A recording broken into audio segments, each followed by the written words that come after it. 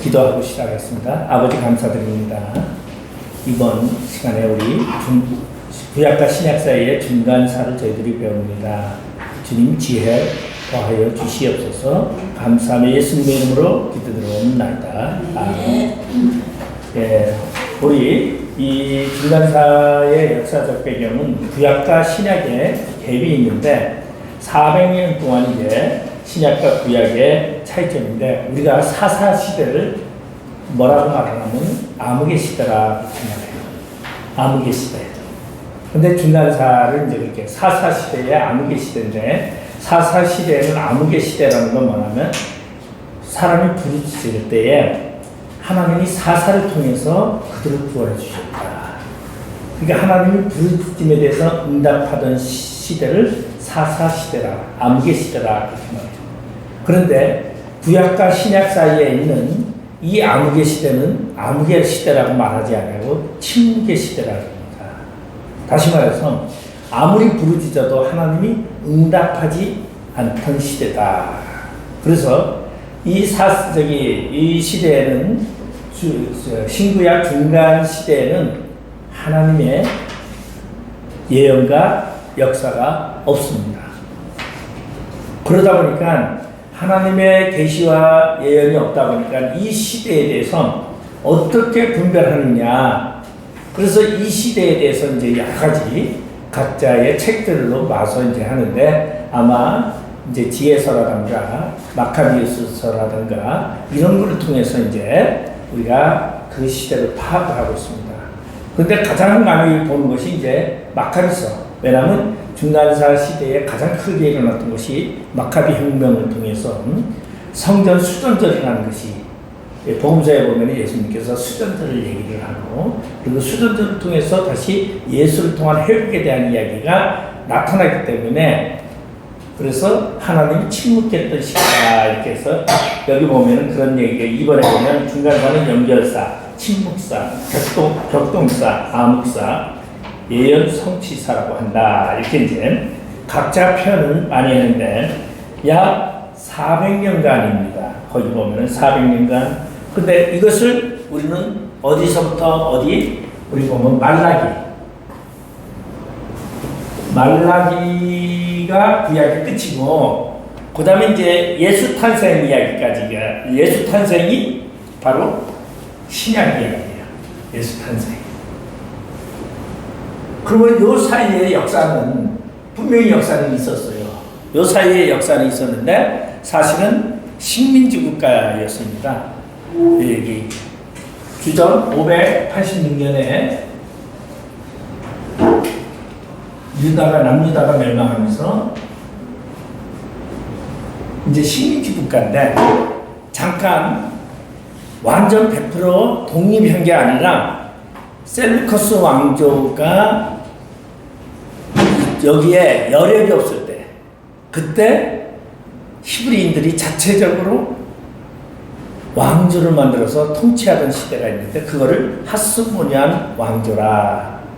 그리고 이제 헤롯 왕조가 등장하게 되는데 주전 64년서부터 이제 시저라는 옥타비누아스라는 황제가 등장하면서 이제 헤롯이 등장하게 되는데 그의 아버지 헤롯 안티파터가 이제 통치하면서 이제 민중에 의해서 다 죽여버려요. 장남도 파사엘도 죽고. 그래서 대헤롯이 이제 로마로다가 도망가 가지고 그러면서 로마 군인을 이끌고 들어와서 하는 것이 헤롯 왕조다. 이제 그렇게 해요.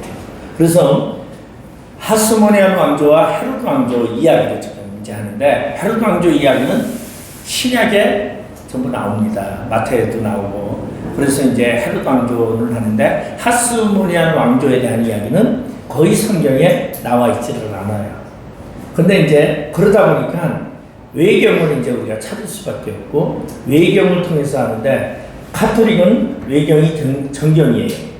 그래서 정경 안에 있는데 우리 개신교는 외경을 통해서 이제 이 중간사를 공부를 합니다. 자, 그러면은 이제 586년에 멸망을 했으니까 586년에서부터 예수님이 이 나타나는 사건이죠. 그러면은 우리 쉽게 얘기를 하면은 남유다가 멸망하면서 바벨론 그리고 바벨론은 BC 625년에 창건이 돼요. 나부콜라사를 위해서. 그러면서 바벨론의 역사는 말 그대로 망하게 되는데 여기에 이제 나오는 것이 70년이라는 역사가 나와요. 그래서 70년이 어디서부터 기준을 하느냐, 이게 이제 역사학자마다 다른데 저도 그 사람들과 달라요. 그러니까 저의 견해가 있고 역사학자들이 나타나는 견해가 뭐냐면은 우리 바벨론의 첫 번째 포로 잡혀간 것이 주전 605년입니다. 605년. 그래서 70을 더하면은 몇 년이죠? 70을 빼면은 535년. 자, 포로로. 근데 지금 제게는 606으로 돼 있어요. 536년이 뭐냐면 이스라엘 백성들이 바벨론에서 포로로 돌아오는 것이 536년. 537년, 536년 성전을 짓대. 성전의 기초를 놓을 때. 그래서 보편적으로 605에서 하나님의 성전을 세울 때까지를 70년으로 봉헌하는 거 첫 번째 견해가. 그 다음에 두 번째 견해가 이제 어떤 거냐면 이제 바벨론의 포로 70년에 이제 거기 보면은 저기 아마 제가 이렇게 책을 안 하고 하니까 어디다 있는지 모르겠네. 저기 성전이 완공된 데가 언제? 516년.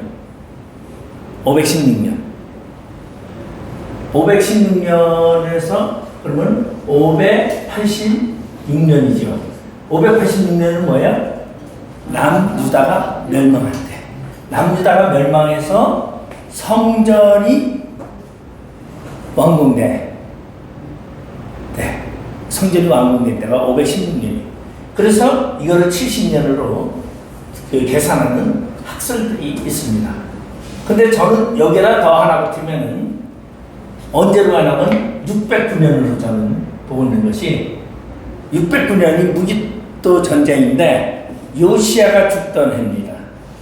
그리고 하나님이 종말의 예언을 이야기하고 그리고서는 609년에서 70이니까 539년. 539년은 뭐죠? 고레스가 바벨론을 멸망시킨 거예요. 정복. 그래서 이제 저는 이렇게 하는데 제가 이 문제 가지고 이제 이야기를 저기 기독문화사의 강사장하고 얘기를 좀 했어요. 학설이 이거는 이제 성전 기준, 멸망 기준, 저는 하나님의 예언 기준, 그리고 예언이 이루어지는 기준. 그래서 이제 이렇게 세 가지 이루다가 보는데 무엇을 보든지 상관은 없다. 70년은. 그래서 바벨론의 70년의 이 사건, 그리고 포로로 돌아오고서 이제 나타나는 것이 뭐죠? 페르시아 이야기죠. 페르시아는 고레스라는 파사국의 고레스가 이제 등장하면서 고레스는 성경에 뭐라고 나왔습니까? 이사야에서 이스라엘 목자라 그렇게 얘기하고 있어요. 목자. 우리 보면은 12아들들을 야곱이 축복을 할 때 목자가 있고 홀이 있어요. 목자는 누가 받았죠? 에브라임 지파. 이스라엘의 목자다. 그리고 유다 지파는 홀이 뭐예요? 왕권. 그러니까 목자라는 건 지도자라는 개념이에요. 그래서 이 고레스를 하나님의 목자라 그렇게 성경을 표현하고 있어요. 그거는 왕이라는 뜻이 아니에요. 왜? 이스라엘의 왕은 누구나 하나님이에요.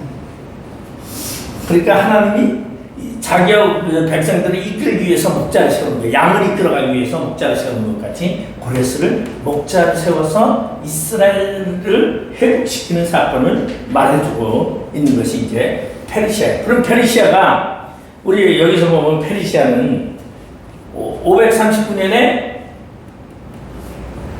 페르시아가 만들어졌죠.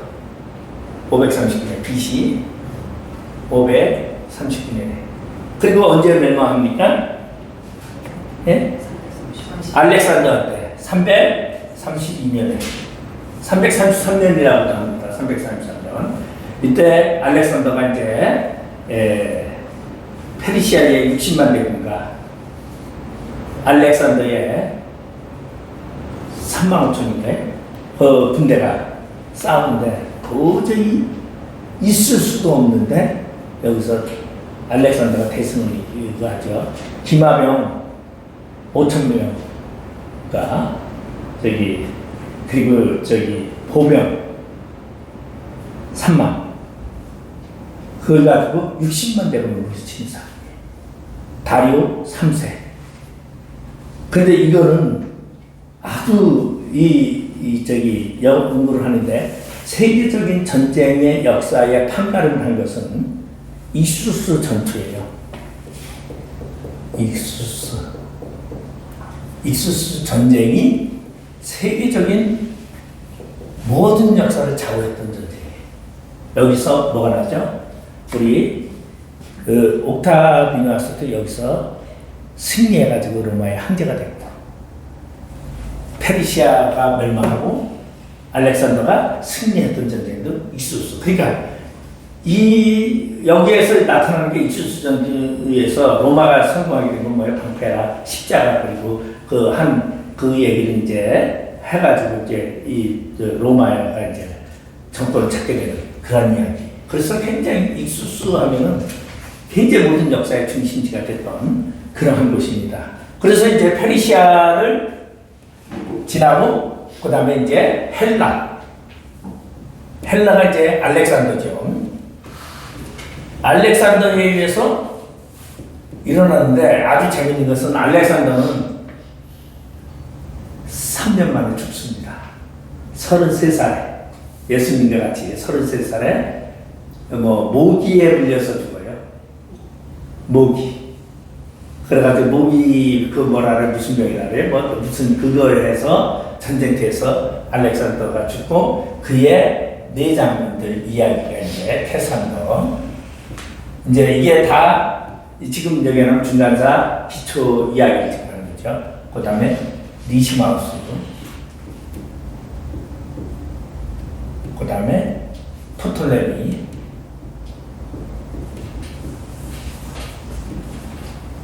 네 번째 셀루커스. 캐산더는 아주 알렉산더의 부인과 애를 죽여버린 사람. 자기가 정권자라고. 그런데 알렉산더는 결혼을 하면 장군들이 정복지에 가서 그 지역에 있는 여자들과 결혼을 시켰어요. 그리고 그 지역의 모든 것. 그래서 헬라 문명은 포용 문명이에요. 그래서 막 이제 저걸 하는데, 그래서 알렉산더도 이방 여인, 자기 나라는 다른 여인을 취했죠. 그러고서는 이제 아들들도 낳는데 아들이 어렸을 때 알렉산더가 죽으니까 장군들이 이 아이가 성장될 때까지 10살까지 우리가 분할 통치하자. 그래서 이제 그렇게 약속을 했는데 캐산더가 아들과 부인을 다 죽여버리고 자기가 조건을 잡는다고 아주구나. 그랬던 사건이 이제 캐산더 이야기입니다. 그리고 캐산더가 이제 그렇게 했는데 캐산더는 이제 아주 재밌는 것은 캐산더는 어디를 더 나눴냐면 마케도니아.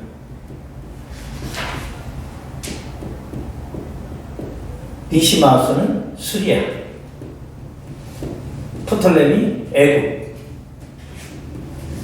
셀루커스도 수리아 및 그 지역의 동북방.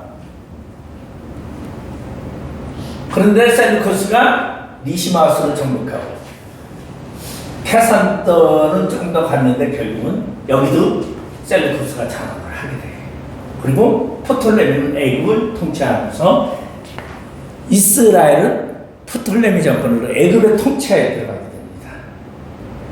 그게 이제 그러니까 애굽의 통치하에 들어갔는데 애굽의 통치하 속에서는 히브리 민족들이 큰 문제가 없었어요. 뭐 그냥 저걸 했는데 셀루커스 왕조로 들어가면서 이제 기독교 탄압이 들어오고 이제 죽고 그러면서 이제 엄청난 파장이 일어나게 되고 로마에게 무엇을 하고 세금을 바치라는 얘기와 그 다음에 육상경기라는 것이 굉장히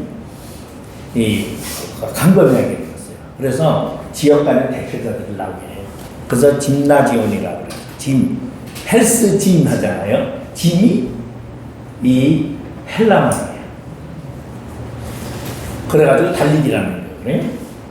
그러게 짐나지온이라는 경기장을 만들어 놓고 각 지역별로 뭐냐면 대표들이 나와가지고 달리기를 하는 거예요. 거기에서 이제 제일 마지막 달리기 제일 큰 경우는 하면 마라톤이라는 거죠. 이제 그거는 이제 페르시아의 이제 그리스와의 전쟁에서 나타나는 마라톤 전쟁 이야기 이제 뒤에 페르시아에서 다 나오는 이야기예요. 근데 그때 이제 재밌는 사건이 뭐냐면 그러면 달리기를 나와서 하는데 그때는 운동복이 없었어요. 팬티도 없었죠. 전부 다 천으로다가 가리고 긴 두루마리 입었는데 그렇게 입고서 달리기 할 수 없잖아요. 그래서 달리기를 전부 다 뻘고 먹고 갔어요. 완전히 나체 상황으로. 1등을 해야 되니까. 그러니까 완전히 나체 상황으로 하는데 문제가 됐던 것이 뭐냐면 히브리 사람들은 다른 사람입니다. 뭐가 다르냐? 앞에 보니까 고추가 달라. 그렇지. 할례를 해가지고. 그러니까 이 육상 경기를 하려고 하면 사람들이 뭘 구경하느냐?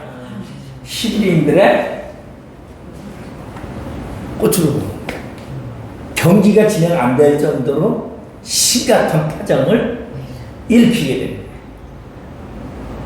왜냐하면 다른 나라는 다 덮여있는데 히브리인들만 바락각자 있으니까 이게 이제 뭐 그러니까 나중 가라 치고 이게 안 돼서 중간사 시대 때에 뭐가 할례 함정을 사용시킨다. 이런 사건이라고. 그러니까 중간사 시대에 가장 이제 큰 문제가 이제 헬라 문명에서 일어나는 것이 할례를 못하게 합니다. 근데 히브리인들에게는 할례를 못하게 하면은 심각한 거예요, 이거는. 그들은 할례를 하면 하나님과 관계가 없는 거야. 선민의 징표가 할례인데 그거를 못하게 하고 그러다 보니까 몰래 할례하고 막 이러한 현상이 중간에서 그러다 보니까 하나님과 떨어지게 하고 하나님과의 관계성을 멀게 하는 사건들이 이 중간사에서 다 일어나죠. 그런 것이 이제 나타나는 것이고 그래서 이때 이제 언어가 히브리어. 자, 히브리어를 썼어요. 그러다가 어떻게 돼요? 저기 재밌는 것은 이제 아람어가 등용이 되는데 아람어가 어디 언어나 바벨론 언어예요. 지금까지 아람어를 쓰죠. 천주교는 모든 예식이 예배가 다 아람어예요. 지금도 아람어를 사용하고 있어요. 그러면서는 이제 헬라가 들었으면서 그리스어가 나와가지고 이 그리스어 그래서 신약은 헬라어, 네? 구약은 히브리어예요. 그 다음에 바벨론서부터 페르시아까지는 아람어예요. 언어 변천이죠. 그 언어 변천이 이렇게 되다 보니까 히브리어와 저기 헬라어인데 재밌는 것은 히브리어는 뭐만 있어요? 자음만 있어요. 모음이 없습니다. 그러니까 심각해. 예? 뭐 근데 헬라어나 모든 언어는 자음과 모음이 있어요. 우리 저기 전 세계에서 언어가 제일 잘 돼 있는 데가 대한민국이에요. 예? 자음. 기역, 니은, 디귿, 리을, 모음, 아, 야, 여, 뭐만 갖다 붙이면 글자가 다 돼. 그러니까 자음과 모음이 얼마나 한국이, 한글이 전 세계 최고 언어예요, 사실. 근데 배우기가 너무 어려워. 그리고 한국말은 눈 하면은 몇 가지야? 뭐, 말에 따라서 하늘에서 내리는 눈이냐 사람의 눈이냐 다 틀려요. 이게 한국의 그러니까 모음법에 대한 이야기죠. 근데 똑같은 모음과 자음이 합쳤는데 똑같은 단어인데 풀이는 달라요. 근데 히브리어는 자음만 있어요. 자음만. 그래서 히브리어는 뭐 알레, 베기멜 뭐 이렇게 이제 쭉쭉 나가요. 그런데 히브리어를 쓰다가 아람어가 제일 많이 공용되고 있죠. 히브리 사람도 히브리어보다 아람어가 더 잘 알아요. 예수님 당시에 다 뭘 썼어요? 아람어를 사용했어요. 그래서 성경에 아람어가 많이 들어가 있어요. 그 아람어를 사용한 거 있고 예수님 당시 공용어죠. 그런데 문제가 성경이 주전 BC 300년경에 356년에 알렉산드리아에서 성경학자들이 성경을 토라를 만들기 시작하는데 뭐 성경을 만드는데 히브리어를 쓰려고 하니까 히브리어를 읽을 수 있는 사람이 하나도 없어요. 전부 히브리 사람들은 다 어떻게 했어요? 다 객지를 보내서 디아스포라라 그래가지고 아수리에 멸망할 때도 다 북방으로 옮겨가고 남유다 멸망할 때 바벨론으로 다 데리고 가고 그러다 보니까 다 흩어져 있었어요. 그래서 전 세계에 퍼져 있죠. 그리고 디도스에 있어 AD 70년에 디도도 싹 잡아가지고 콜로세움이라는 경기장을 히브리 사람들 불러다가 경기장 짓게 전 세계 문화는 다 히브리 사람들이 지었어요. 그러면서 히브리 사람들이 가서 거기서 정착하고 살다 보니까 히브리어를 못 읽는 거예요. 그래가지고 자음만 있다 보니까 이때 성경을 발견하면서 최초의 성경이 나오면서 히브리어 자음과 아람어, 서아람어 모음을 합쳤어요. 플러스 모음이. 그래서 지금 구약 성경을 보면 자음과 모음이 같이 되어 있어요. 자음을 읽지 못하니까. 자, 우리 볼까요? 예? 이렇게 하면은 이게 자음만 있어. 그죠? 사랑에만 있으니까 뭐 수구, 호, 뭐 이렇게도 되고 약하게 돼. 그러니까 뜻이 안 나오는 거야. 그러니까 모음이 이게 들어가야 돼. 예? 이게 모음들이 들어가야 돼.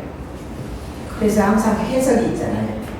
예. 뜻. 그러니까 그래서 성경을 엉뚱하게 해석하는 거야. 히브리 원어를 한다면서 뭐 지만들 그러면 히브리어 단어를 딱 찾아가지고 제가 히브리 사전 있잖아요.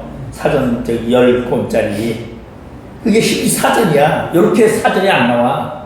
단어 하나 하면은 해석이 40개, 100개. 엄청난 거. 단어 하나가 40개 내지 100개가 나와. 그러니까 주석에도 해석이 안 돼. 그래서 어떻게 했느냐? 자기 좋은 거 골라서 쓴 거야. 자기 설교를. 이게 해석이라고. 그러니까 가짜가 많아. 이제 심각하다 보니까 모음이 이제 생겨나기 시작. 서아람어 모음이 가져다가 히브리어. 그래서 지금은 성경이 그래서 히브리어는 뭐냐? 예? 알렙에 있으면은 점 2개 뭐 이런 거 있어요. 이게 모음이에요. 뭐 이렇게 점 2개면은 점 3개면 길게 하고 짧고 점만 하는 것도 다른 표시. 이게 모음들이에요. 그래 이게 있는데 지금 히브리 성경은 전부 다 이게 나왔죠. 제가 왜냐하면은 언어로 성경을 풀을까 하고 처음에 언어를 연구하려고 했었어요. 그래가지고 언어 사전을 다 산 거야. 그 히브리 그래서 전집을 아마 그거 가지고 있는 사람 거의 없어요. 한정판이에요. 기독교 책은 한정판에 찍어내면은 한 번 찍어내면 그다음에 안 찍어요. 장사가 안 돼. 필요한 사람만 딱 사고 많이 못 파니까.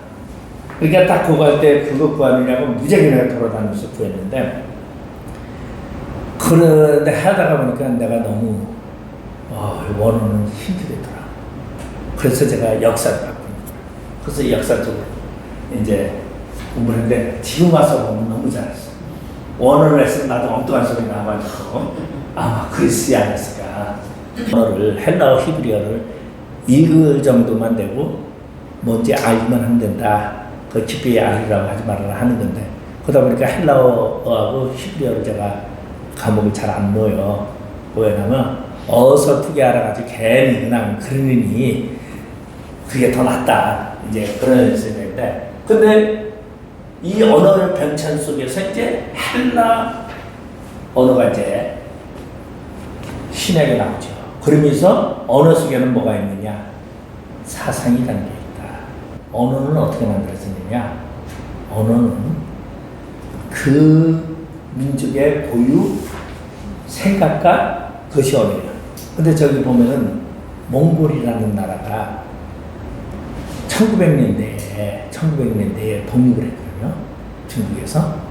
그리고 언어가 만들어졌는데 몽골의 원언어는 아무도 모르고 막 이렇게 칼게 써가지고 그 원주민들이 옛날에 그냥 이거 해서 몇 분 가면은 뭐 이런 식으로다가 목축을 하면서 그러다 보니까 못 읽으니까 뭘 했어요?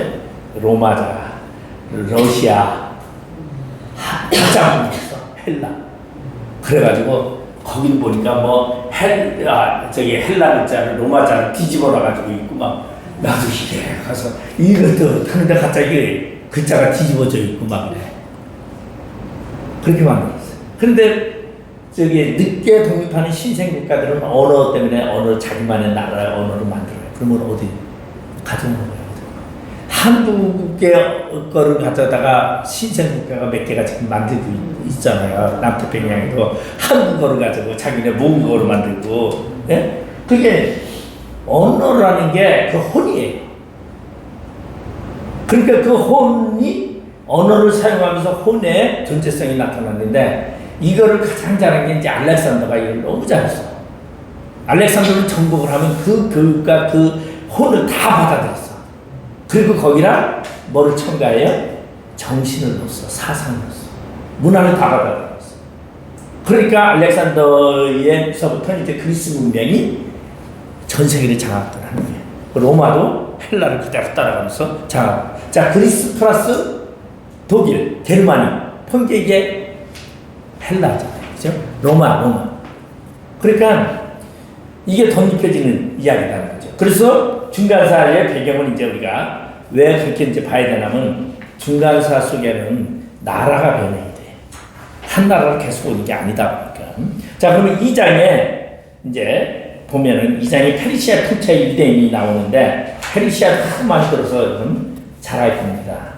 그래서 거기 나와 있네요. 9번에 보면 에레미야 선지자 통화 70년 후에 기한될 것을 예언의 성취에 사는 일 거기 나오죠. 성전을 건축한 때서부터 이제 건축한 때라고 해서 736년 예루살렘 기초놓은 때이잖아요. 606년은 제1차 포로로 잡혀간 때고 그리고 3차 포로는 이제 586년에 망하고 성전이 세워진 것이 516년이에요. 520년에 성전이 중단됐던 성전이 학계에 의해서 부르짖음으로 세워지고 있어요.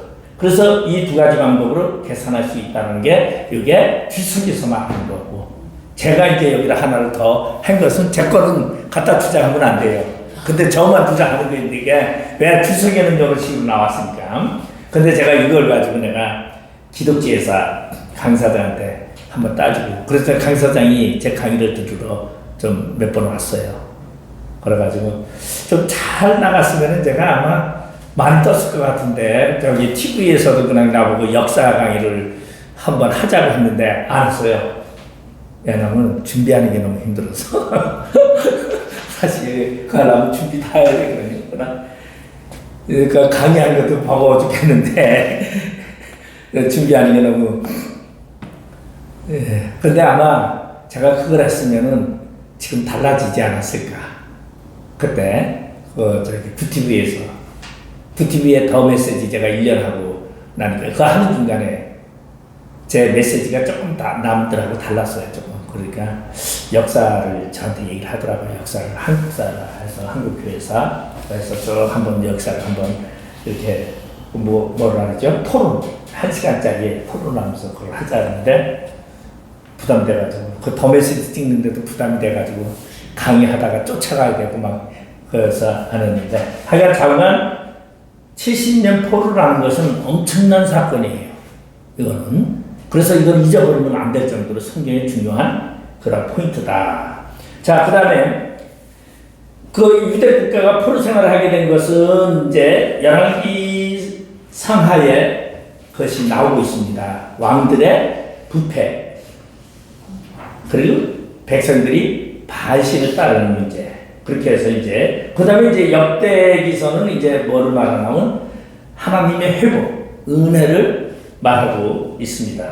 자, 그러면 이제 페르시아의 계보를 한번 보시면은 페르시아는 이제 고레스라는 사람인데 사실 고레스는 파사국인데 파사와 메데가 연합이 되어 있죠. 연합으로 해서 페르시아라고 해요. 메데파사라고 하잖아요. 메데파사. 메데파사가 이제 페르시아인데 우리 다니엘서 2장에 보면은 두 어깨, 무엇으로 되어 있어요? 노스로 되어 있다 그랬죠. 머리는 황금이요.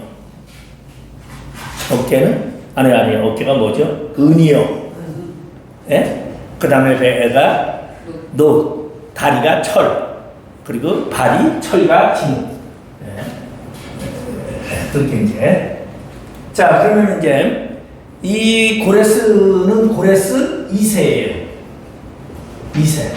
고레스 위에는 캄비세스 1세. 그 위에는 고레스 1세. 그리고 고레스 2세 다음에 캄비세스 2세. 그 다음에 다리오 1세. 1세. 그 다음에 누구예요? 아헤스르죠. 아헤스르를 뭐라 그래? 크세르? 크세스. 1세. 아닥사스다. 크세르 크세스 2세. 그러면서 이제 왕들의 족보가 아닥사스다.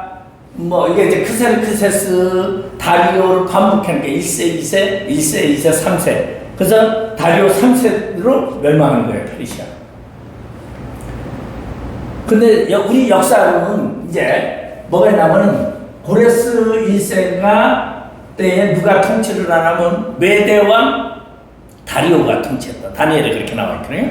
그런데 캄비세스는 자식이 없어요. 캄비세스는 젊었어. 고레스가 일찍 죽는 바람에 캄비세스와 캄비세스의 동생이 있었는데 거기 세 번째 바르디아라고 나와 있잖아요. 동생인데 캄비세스가 아버지의 유언대로 애굽을 치러가면서 동생을 죽이고 가요. 반란을 일으키려고. 그래서 갔는데 스메르디스라는 이제 여기 나오는데 가우마다라고 하죠. 가우마다가 가짜가 내가 캄비세스를 환생했다. 그러면서 정권을 잡게 되어서 그래가지고 이제 결국은 캄비세스가 애굽을 치러 가다가 돌아옵니다. 돌아오다가 말에서 떨어져서 여름에 상처가 나서 곪아가지고 죽죠. 오는 도중에. 그러면서 다리오는 7장군. 그러니까 이제 페르시아는 7장군. 7기족이에요.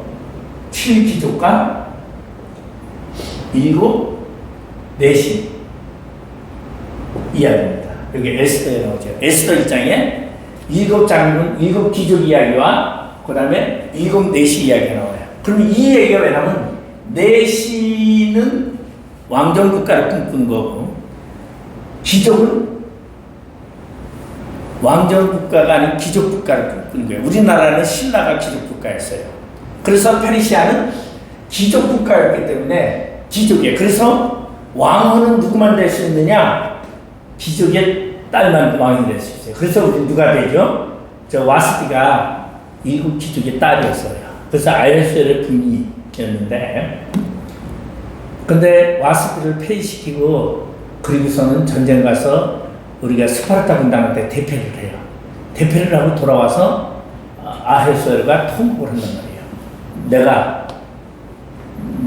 원래 여자는 정치에 개입할 수 없어요. 페르시아는. 근데 나오라 그랬어요. 왕이 잘못한 거예요. 근데 이제 거기에는 내면에 얘기했죠. 왜? 아헬스가 폭군해라 여자를 굉장히 밝히고 술을 굉장히 좋아했어요. 그래가지고 사실은 이제 아마 역사 속에서 보거나 주석에도 일부는 나와 있는데 이거는 어디나 다 있어요. 근데 아예스로도 와스비가 보니까 이게 남편이 허구한다 술 먹고 아무 그러다 보니까 와스비를 폐시킬 때에 뭐라 그래요? 남자가 하는 일에 여자가 어떻게 내정 간섭을 하느냐, 가정의 규율을 잡아야 된다 해서 폐시킨 거예요. 내시들 그렇게 조언하잖아요. 가정의 규율을 잡아야 된다. 어디 왕이 그거 했는데 그거를 부인이 왕이 술 먹고 그랬다고 그거를 그냥 데려다가 팔을 다 잘라버리고 이렇게 하는 이거를 어떻게 이 나라의 가정이 설 수 있느냐 막 그래가지고 폐위되는 사건이에요. 근데 우리는 그러나 명령에 따르지 않아서 법을 어긴 거잖아요. 원래 나오면 안 되는데.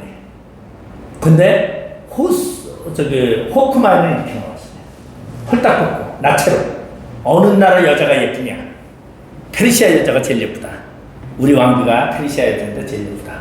홀딱 벗고 왕관만 쓰고 나와라. 이렇게 호크만 해석이 돼 있어. 주사. 그러니까 그거 비정상 얘기야. 이거는 비정상 얘기인데 어쨌든 간에 근데 세계 역사에는 제가 말한 것으로 되어 있어요. 성경은 홀딱 벗고 나체로 왕관만 쓰고 나와라. 주석은.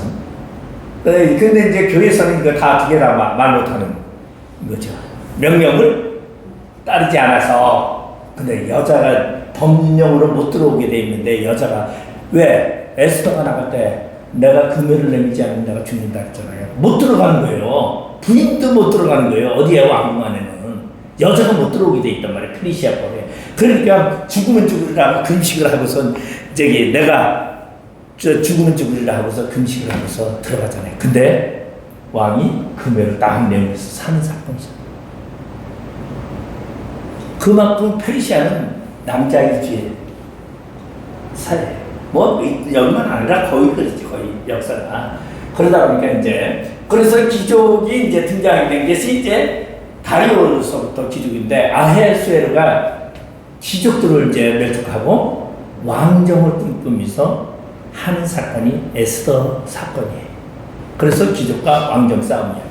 그래서 에스더서 1장에 7 귀족과 7 내시의 이름들이 다 나와요.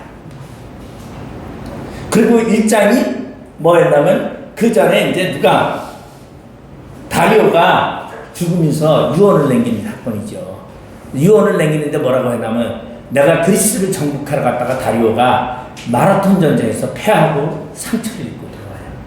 전쟁에서. 그래가지고 돌아와서 상처를 입고 돌아와가지고 싫은 식으로 하다가 3년 동안 알다가 이제 3년도 안 돼서 이제 죽어요.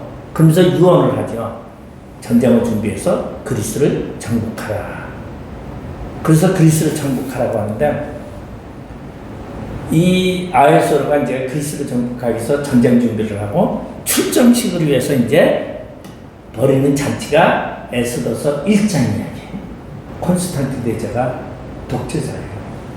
하나님은 독재자를 사용해서 하나님의 뜻을 이루는 거예요. 꼭 선한 사람만 가지고 이 하나님의 뜻을 이루는 분이 아니다라는 거예요. 그건 하나님이 만들어가는 세상이에요. 그 역사에 우리 인간은 개입할 수가 없고 우리 인간이 생각할 수 없는 거예요. 하나님의 역사에 순응해야 돼요. 그러면 종종 그런 얘기를 해요. 누가 그러더라고요. 한국의 역사를 보면서 한국의 대통령 옳은 거냐고 여러분. 그것도 하나님이 세운 거야. 나쁘던 좋던 하나님이 세웠어. 왜? 뭔가 깨우침을 주고 백성들에게 하나님의 뜻을 알리고자 하는 계획 속에서 세운 거지. 그를 세워서 그를 영원히 끌어가려고 하는 게 아니라 그런 것이다. 그러면은 이제 13번에 여러분 보시면 뭐가 있냐면 2번을 한번 했어요. 회당과 유대교가 발생하게 됐어요.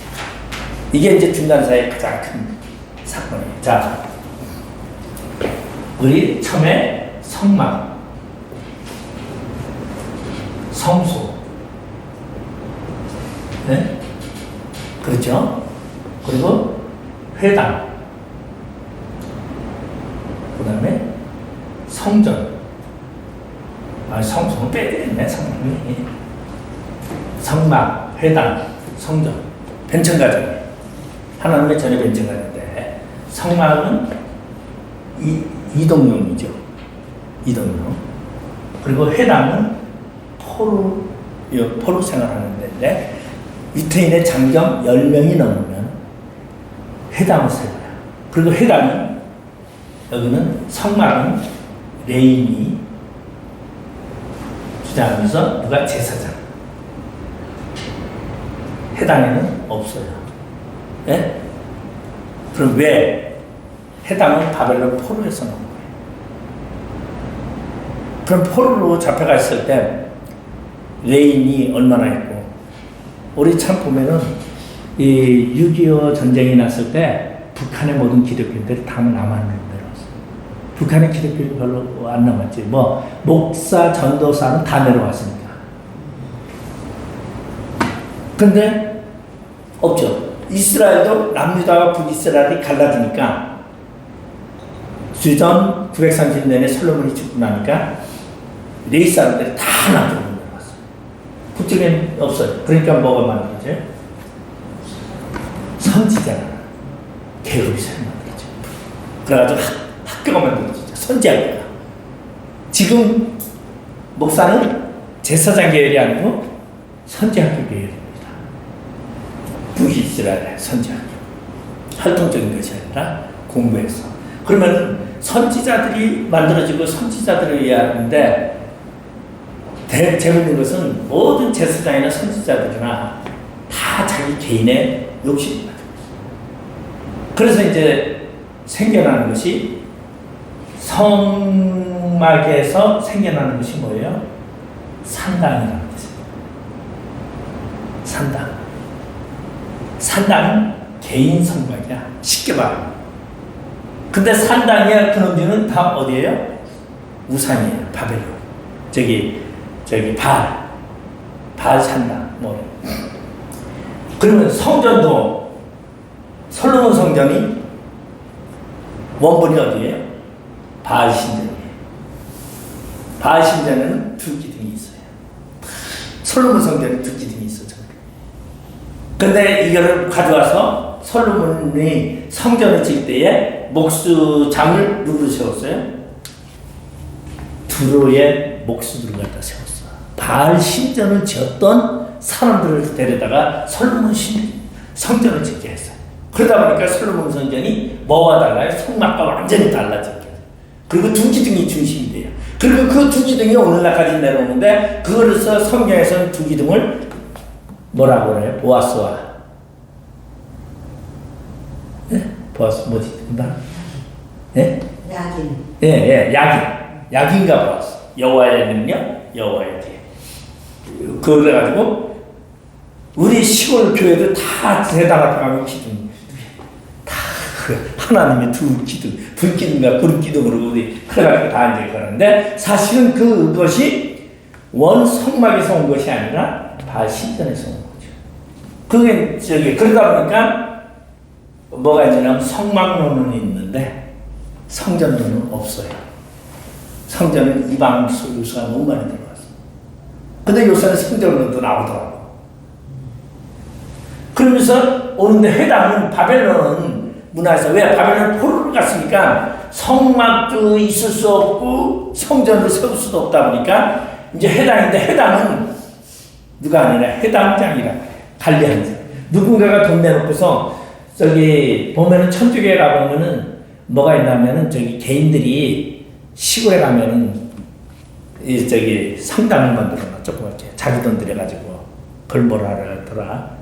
그 저기 우리 남동생 그 처가집에 그 재순의 집 가면 거기가 전부 천주교인이야. 그 집안 전부 천주교인이라 가지고 저기 뭐 조그만 저기 뭐 집에나 성당을 만들어 놓고 거기 뭐라 그러는데 그래서 신부가 관리하는 게 아니고 그 집에서 신부가 아닌 사람이 그걸 관리하는 거예요.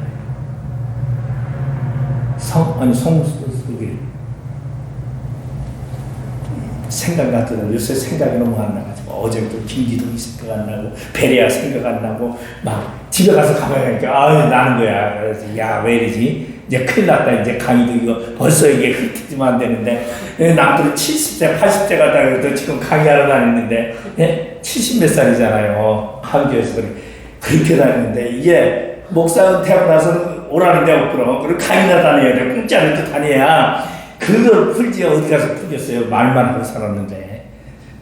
그러니까 이게 참 좋은 건데 그러니까 말할 수 있는 게 말을 안 하면 죽거든요.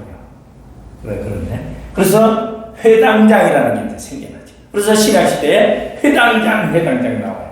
그리고 누가 회당장이 해석하는 게 아니라 지나가는 사람 누구든지 가다가 성경 해석하는 자가 아무나 올라가서 성경 해석하는. 그러니까 성막의 개념과 완전히 다른 거지요. 그리고 성전의 개념과도 달라요. 예배 처소라고 볼 수 있는 그런 것이 이제 회당 문화가 바벨론에서 만들어지는데 이 회당 문화가 이제 성전을 뒤엎어버리고 신약시대는 회당 문화로 가게 됩니다. 그럼 바벨론으로 서 중간사 시대. 그리고 성전이 회복이 어디서 돼요? 중간사에서 이제 대헤롯이 성전을 만들어주죠. 왜냐하면 식민지 시대이기 때문에 성전을 세울 수 없는 거예요. 그런 사건이 있고, 그 다음에 중간사 시대에 이제 일어나는 것이 문화, 성경이 편집됩니다. 그래서 성경이 이제 위경, 외경 뭐 이런 것이 많이 만들어지고, 그래서 이제 토라라는 모세오경이 나오고, 여기서 이제 사회사본, 에세레파 사본. 우리 지금 성경은 어디 거냐면은 바리새파께 아니고 에세레파 거예요. 에세레파 어디 나면 쿰란 동굴에서 목동이 심심해가지고 이제 앉아서 쉬다가 돌을 던져, 동굴이 있어가지고 동굴에다 돌을 던지기 시작해서 다 동굴을 던졌는데 항아리 깨지는 소리가 나는 거야. 그래서 쨍랑 소리가 나서 가보니까 그 안에 항아리 안에 이 성경이 두루마리 성경들이 쫙 되어 있는 거야. 이게 오늘날의 성경의 원조가 됐죠. 왜? 바리새인 성경이나 예루살렘 성경은 불에 다 타고 하나도 남은 게 없어요. 그래서 에세레파 성경.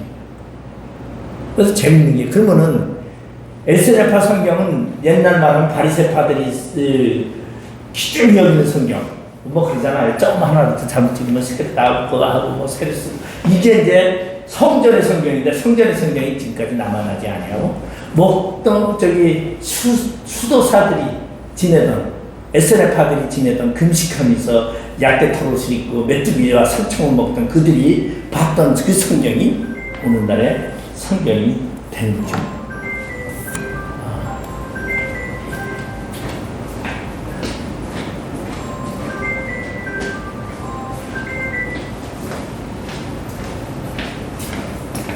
그래서 이런 이제 사회사본, 이게 이제 성경의 가장 중요한 기본이 됐던 것이 사회사본이 나타나게 됐어요. 이게 중간사 시대. 그리고 이제 거기 마라톤 전쟁은 이제 누구 이야기가 나오면 다리오와 그리스 전쟁 이야기고, 그 다음에 이제 알렉산더가 이제 통일, 그리고 이제 마카비 혁명, 하스몬가 왕가가 이제 들어서게 되는, 하스모니안 왕조가 들었는데 아마 하스모니안이 주전 165년 이제 그렇게 될 겁니다. 그래서 이제 이야기가 그 다음에 이제 문제는 이제 불임절이라는 사건이 이제 나오게 되죠. 페르시아에서 나타나는. 근데 페르시아에 있던 학자들은 귀환하지 아니하고 포로에서 돌아온 자들은 다 비천한 사람들만 들어왔어요. 왜냐하면 페르시아 가서 성공한 사람들은 다 거기 남았어요. 다니엘도 안 돌아왔잖아요. 다니엘. 그리고 저기 우리 그 얘기를 슬바벨에게 넘겨주면서 그 에스라서에 보면은 이제 그 저기 그때의 왕 저기 히브리의 왕적인 사람이 뭐더라? 스룹바벨 말고 원래 저기 거기 바벨론 페르시아에서 그 사람이 나이가 많아요. 나이 많은 사람들은 다 하나도 돌아오지 않았어요. 젊은 사람을 중심으로. 그리고서는 왜 그러냐면 거기에 남아있는 것이 학자들이 다 남았어요. 그래서 우리 보면은 민수기 21장, 22장에 보면 이제 다이세벨 이야기도 나오면서 이제 연구를 하게 동방박사가 페르시아에 소민족 왕들 이야기예요. 그래서 연구를 하게 되고 그들이 율법을 연구하게 되고 그러고선 유대교의 율법이 모세오경도 페르시아에서 만들어지게 됐고 그리고 유대교가 등장하게 됩니다. 페르시아에 이 제사장들과 레이사람들에 의해서 유대교가 만들어져서 페르시아에서 그 학문과 그 율법이 그대로 예루살렘에 옮겨와서 이제 만들어지게 된 사건이에요. 근데 우리는 대체적으로 예루살렘에서 만들어졌다 하는데 페르시아에서 만들어졌어. 누가? 에스라가 데리고 학자들을 데리고 와서 율법사들을 데리고 와서 가르치죠. 그러면 가르치면서 우리가 이제 그 세 가지를 얘기를 하죠. 토라를 가르친다. 그 다음에 미드라시, 미시나, 미시나. 그래서 미드라시와 미시나는 뭐냐면은 백성들의 규범지, 지도자들의 경전력, 토라는 하나님의 말씀이자 레인들만 읽을 수 있었어요. 백성은 못 읽었어요. 그래서 우리 보면은 구약에 보면은 레인이 나와서 성경을 읽어요.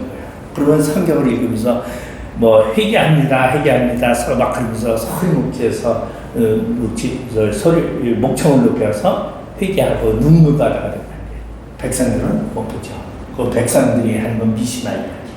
그래서 신약까지 이제 나오게 된 사건이고 그리고 분파들이 이제 생겨나는데 이것이 분파가 생겨나는 것은 이제 우리 하스모니안 왕조 때에 시몬이라는 사람이 이제 등장하면서 독재에 가까운 정치를 하면서 이제 바리새파와 사두개파가 나타나는데 원래 그들은 하시딤이에요. 하시딤이 페르시아에서 온 율법사들 모임이에요. 율법사들. 하시딤인데 하시딤 안에서 나눠져요 이제.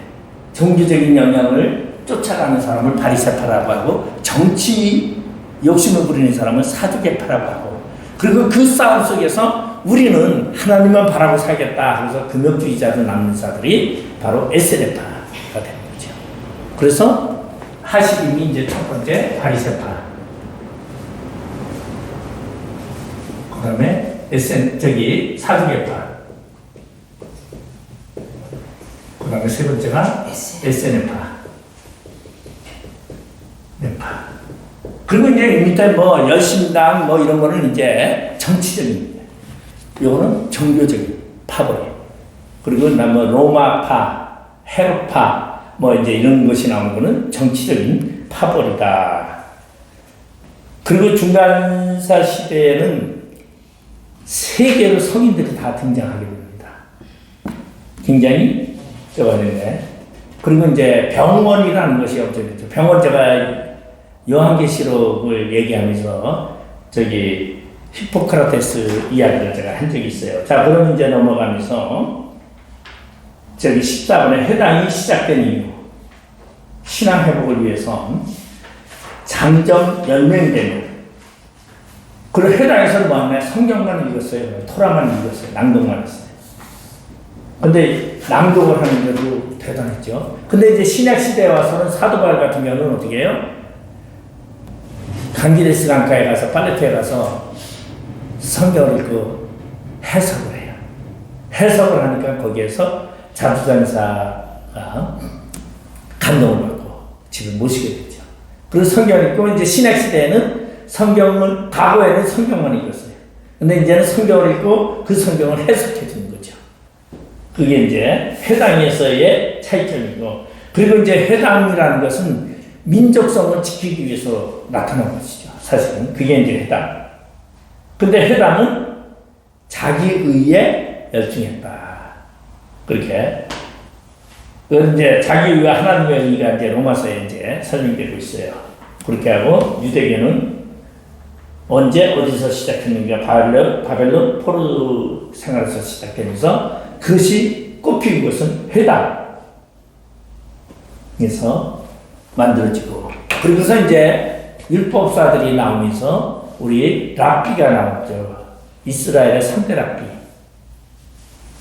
3대 랍비. 우리 보면은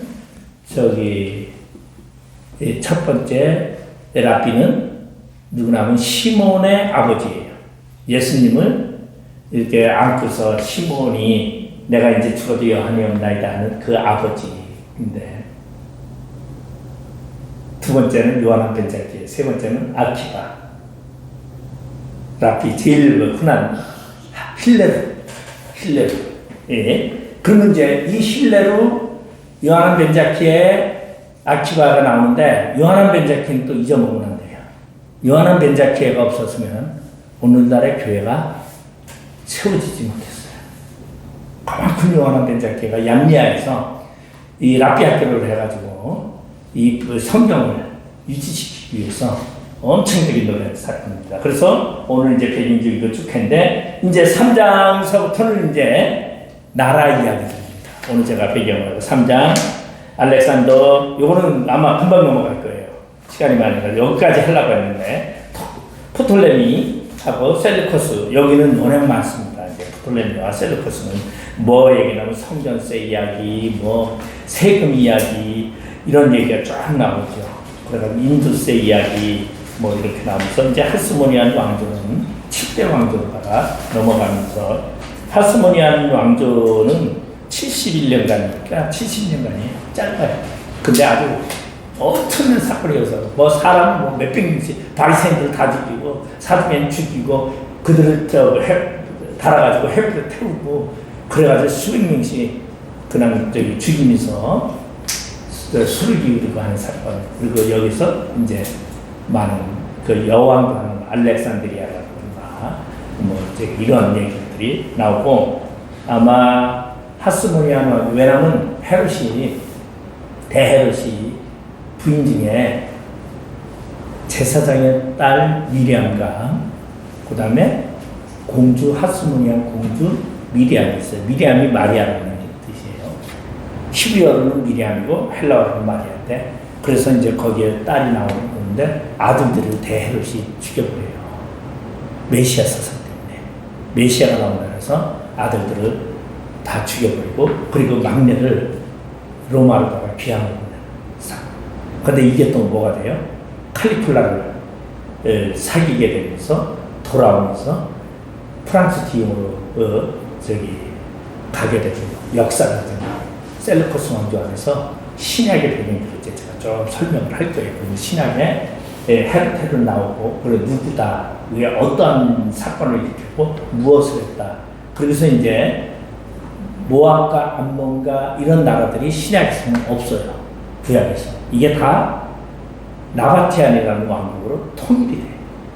그래서 나바티안 왕국이 이제 만들어지고, 신약에서는 이제 나바티안과 이스라엘과 그렇게 이제 되면서 나바티안과의 관계 속에서 헤롯이 나바티안 공주랑 결혼했다가 이혼하면서 자기 사촌 형수인 뭐라 그래, 칼춤추가 했던 거는 그죠? 살로메. 엄마하고 딸이 이제 칼춤 치잖아요. 막 춤추면서 너 소원이 뭐냐니까 요한의 목을 달라, 은쟁반을 달라, 이런 사건. 이게 다 나바티안과 공주와의 사이 이혼 문제. 그래서 전쟁이 일어나고, 그래서 헤롯이 그거 가서 꾸짖어가지고 헤롯을 죽이는 사건. 이게 이제 다 이야기가 역사 배경 속에 다 있습니다. 그래서 이제 중간산 그런 얘기예요. 로마. 그래서 로마 이야기가 많이 나오는데, 처음 들어본 사람은 조금 이해되고, 처음 듣는 사람은 무슨 소리인지 하나도 몰라요. 그래서 중간산은 3번 정도 들어야 그 다음에 이해하는 거예요. 그러니까 무슨 소리인지 몰라도 들어둬야 돼요. 이제 나중에 나올 때, 그게 생각이 나요. 이야기니까. 그래서, 여러분, 그렇게 중간산은, 저도 굉장히 오랜만에 이제 중간산을 한번 했기 때문에 기억이 다 날래나 모르겠어요. 이제 책을 봐가면서 저도 해야 될 것 같아요. 네, 기도하고 마치겠습니다. 아버지 하나님 감사드립니다. 배움에 있게 하시고, 하나님을 알게 하는 지식에 저희들이 있게 하시니 감사드립니다. 우리가 많이 알아. 하나님의 뜻을 알아서 많은 자들에게 하나님의 뜻을 전하게 하여 주시옵소서. 언제나 우리와 함께 하시고 건강으로 지켜주시고 풍성함으로 인도하여 주시옵소서. 감사하며 예수님의 이름으로 기도드립니다. 아멘. 예,